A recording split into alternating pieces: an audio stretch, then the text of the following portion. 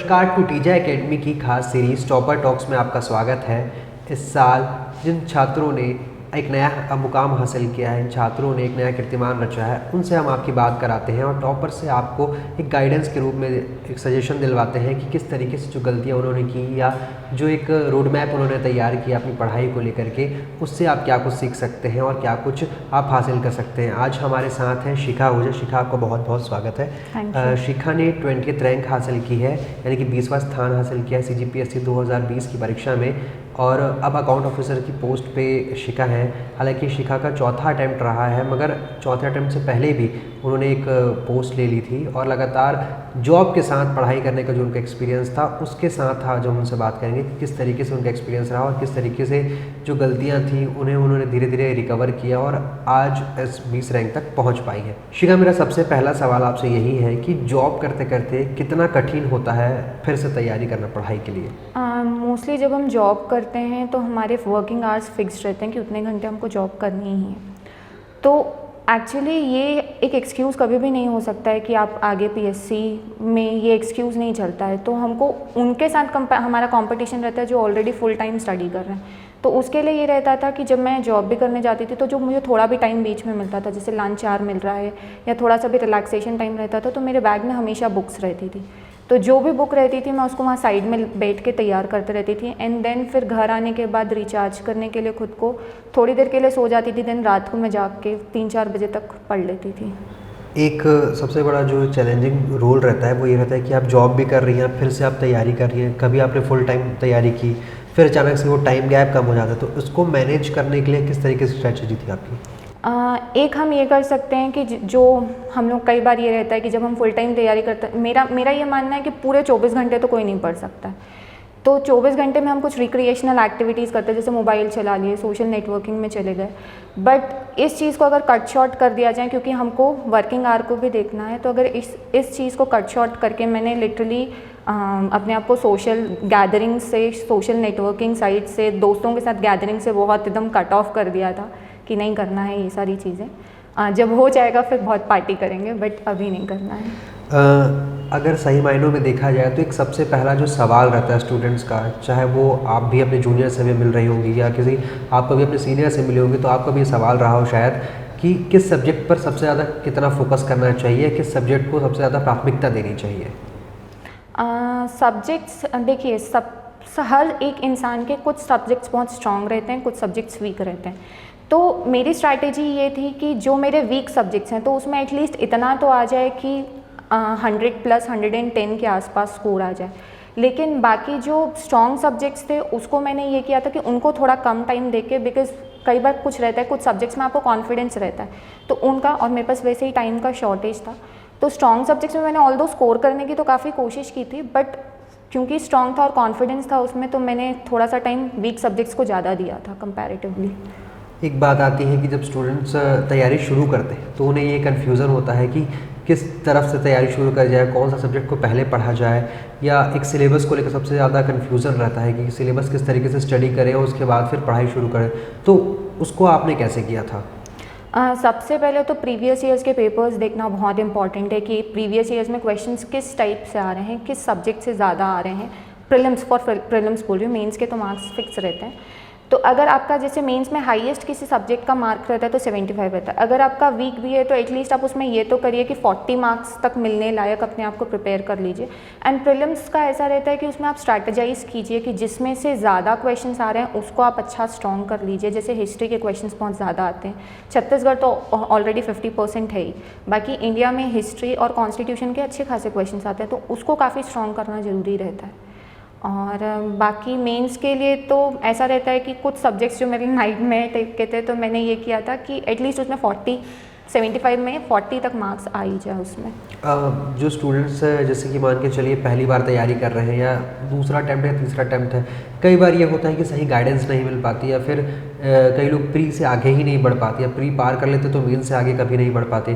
तो एक जो मोटिवेशन रहता है वो कहीं ना कहीं गिरते जाता है। मगर आपने चौथे अटैम्प्ट तक में 20th रैंक हासिल किया, उससे पहले भी आपको रैंक लगी है, जॉब के साथ आपने पढ़ाई की है। तो एक जो मोटिवेशन रहता है फर्स्ट अटैम्प्ट से लेकर के अभी तक का सफ़र जो था वो किस तरह का था आपका?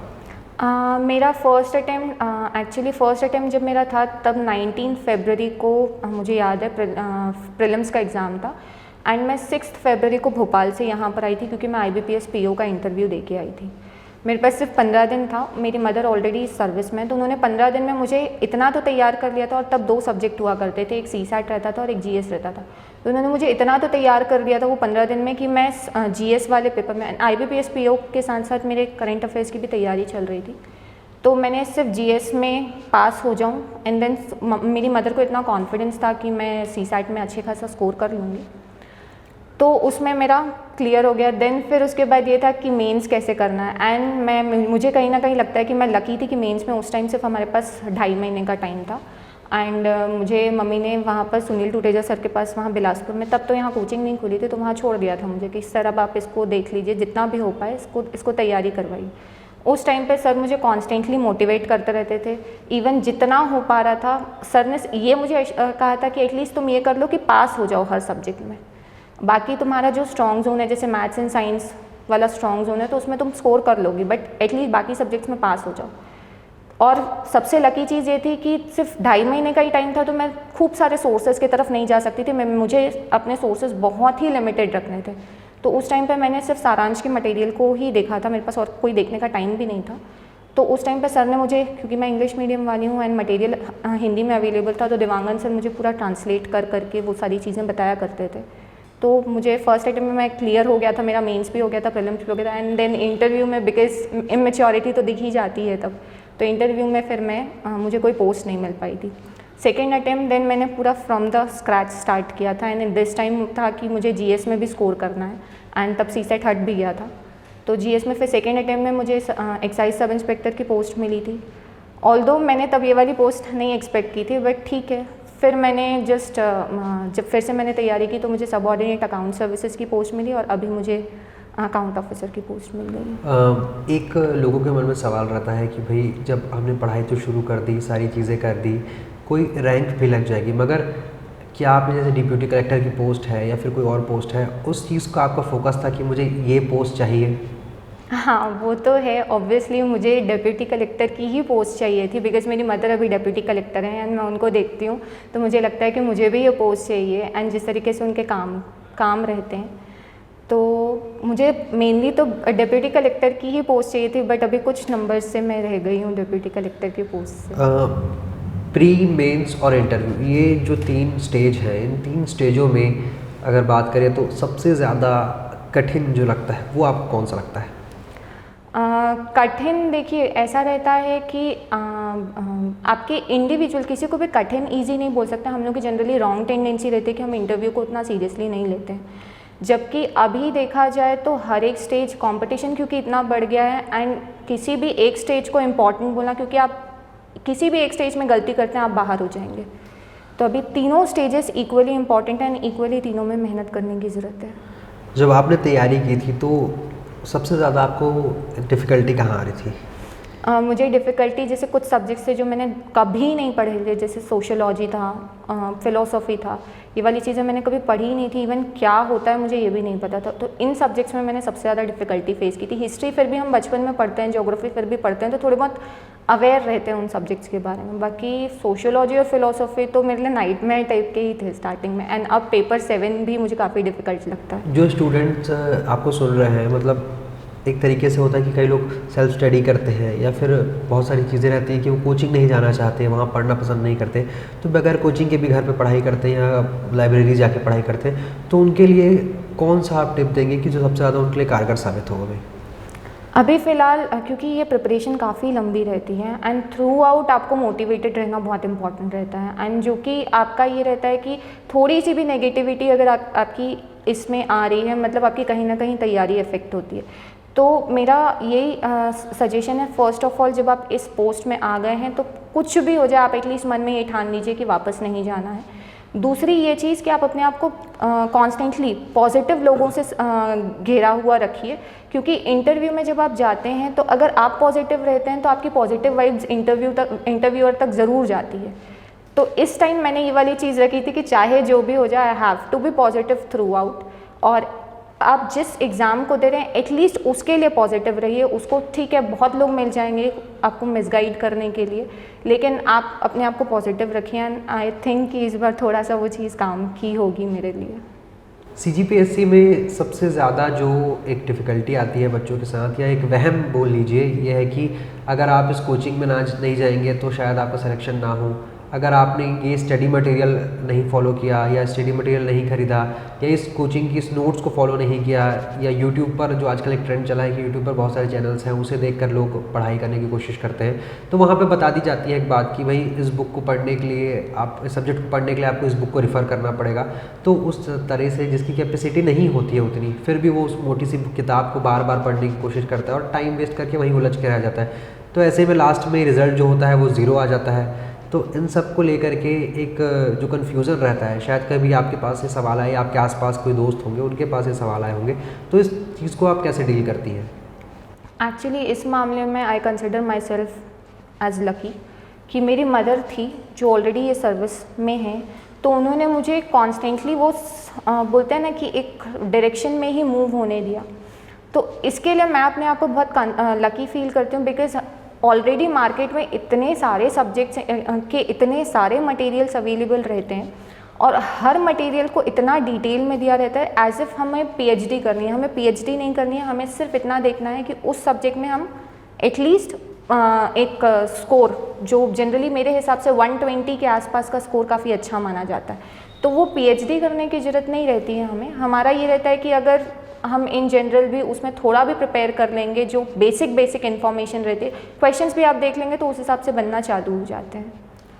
जो लोग इनिशियल स्टेज पे पहले तैयारी करते हैं, सबसे पहले ये सोच के कंफ्यूज हो जाते हैं कि कौन से ट्रैक पे जाएं, कौन सा स्टडी मटेरियल सेलेक्ट करें।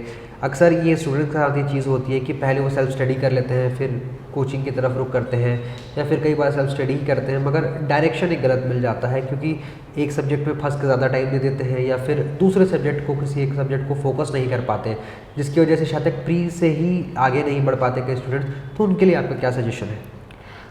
देखिए, अभी तो प्रीलिम्स में जिस हिसाब से कंपटीशन हो गया है, तो मुझे लग रहा है कि अभी इतना हाई कंपटीशन है कि ज़रा सी भी गलती है ना आप बाहर हो जाओगे। तो उसके लिए सबसे पहले तो मैंने बताया कि अगर किस सब्जेक्ट से स्टार्ट करना है तो आप पहले प्रीवियस ईयर्स के पेपर्स एनालाइज करिए कि कौन सा सब्जेक्ट इम्पॉर्टेंट है।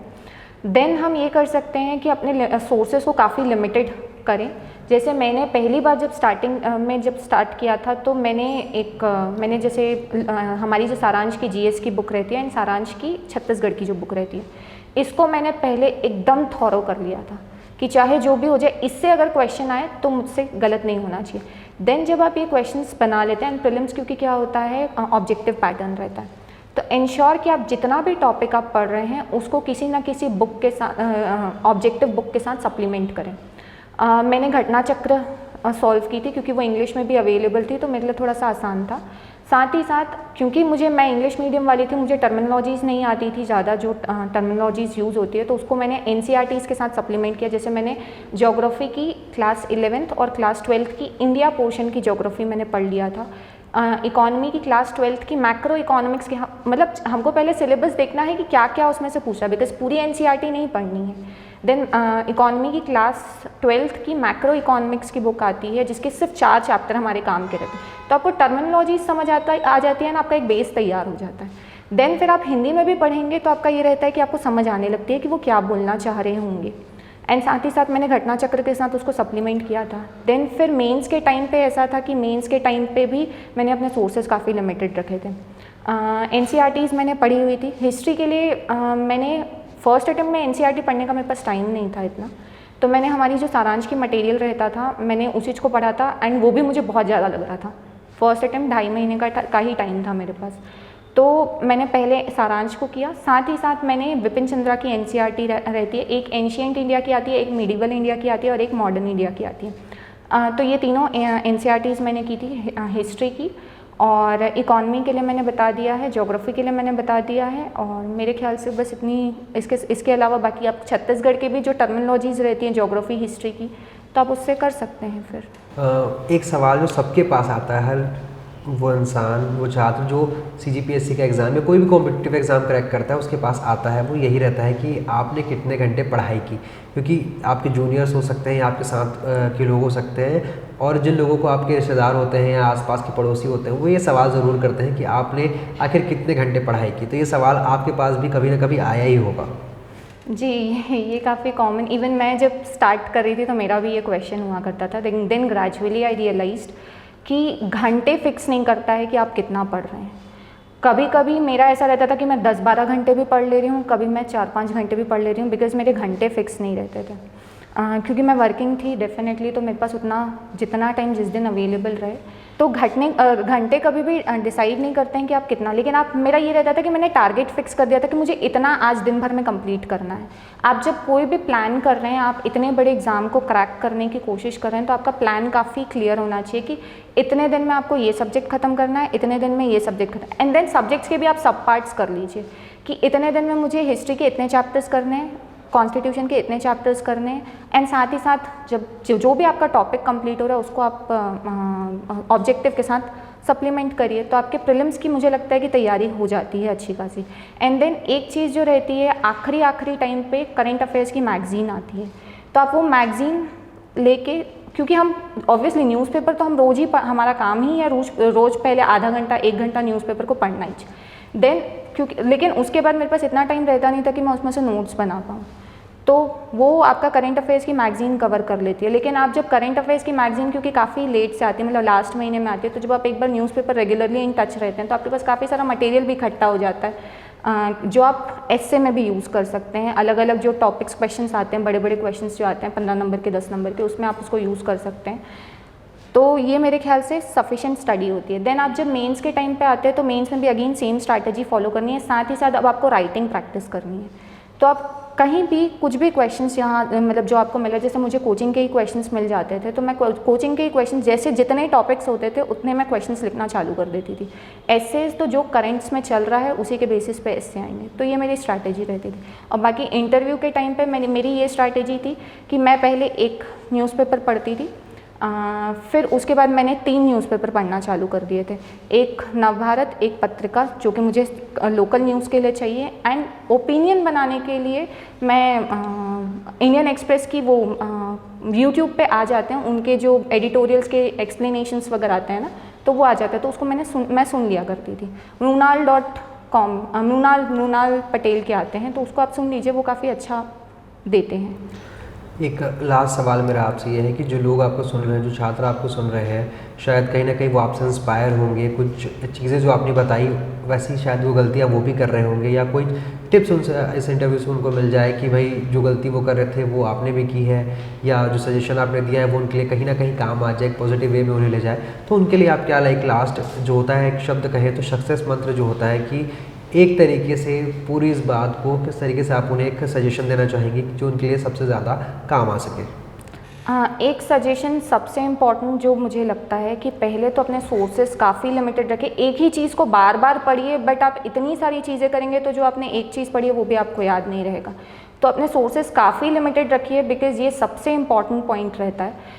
और उसी सोर्स को मैंने, एटलीस्ट मुझे याद है, मैं हमारी जो जीएस की प्रीलिम्स के लिए सारांश आती है, मेरे ख्याल से मैंने उसको 15 बार पढ़ लिया होगा, क्योंकि मैं 4 साल से प्रिपेयर कर रही हूँ, तो मैंने 15 बार उसको पढ़ लिया होगा। और मेंस के टाइम पे भी एटलीस्ट ये होता है कि सारांश को, कोशिश ये रहती है मेरी, ऑल्दो हर बार तो आप, क्योंकि इतना बड़ा सिलेबस है तो आप उसको कंप्लीट नहीं कर सकते हैं, तो एटलीस्ट 2 बार तो आप पढ़ के जाइए। देन अपने आप को पूरे टाइम पॉजिटिव लोगों से सराउंडेड रखिए, बिकॉज आपको वही मोटिवेट करेंगे। आसपास अगर आप नेगेटिविटी रखेंगे तो आपके कहीं ना कहीं प्रिपरेशन के दौरान आपको वो इफ़ेक्ट दिखेगा। मेरे साथ ये था कि मुझे मोटिवेटेड रहने के लिए मेरी मदर थी, मेरे साथ तो मुझे लगता है कि मेरा पूरा परिवार पेपर देता था। एंड जहाँ पर भी स्टिल मुझे अगर लगता था कि मेरा मोटिवेशन ख़त्म हो रहा है, मेरे को अब नहीं पढ़ना है, तो मैं सर लोगों से बात कर लेती थी। मैं देवांगन सर से इवन 50 मिनट मैंने बात की है, सुनील सर से मैं बात कर लेती थी। तो जब आप बात कर लेते हो तो कहीं ना कहीं वो आपको मोटिवेट कर देते हैं, एंड देन वो डेफिनेटली फिर आप वापस आप में एनर्जी आ जाती है, एंड देन आप अपनी पढ़ाई कंटिन्यू कर सकते हैं। तो ये चीज़ें रखनी चाहिए अपने साथ। शिखा, आपका बहुत बहुत धन्यवाद स्टूडेंट्स के साथ अपना एक्सपीरियंस शेयर करने का। जिस तरीके से हम आपको हर बार इस सीरीज़ में टॉपर्स के साथ बात कराते हैं, उनसे सजेशंस दिलवाते हैं, वो किस तरीके की स्ट्रेटेजी फॉलो करते थे और किस तरीके से वो अपनी स्टडीज़ को कंटिन्यू करते थे, कई इतने अटैम्प्ट्स में उन्होंने निकाला, साथ ही साथ जो मोटिवेशन होता है उनके अंदर वो आप तक पहुंचाते हैं। लगातार टुटेजा एकेडमी की सीरीज़ में आपको आगे भी टॉपर से बात कराते रहेंगे।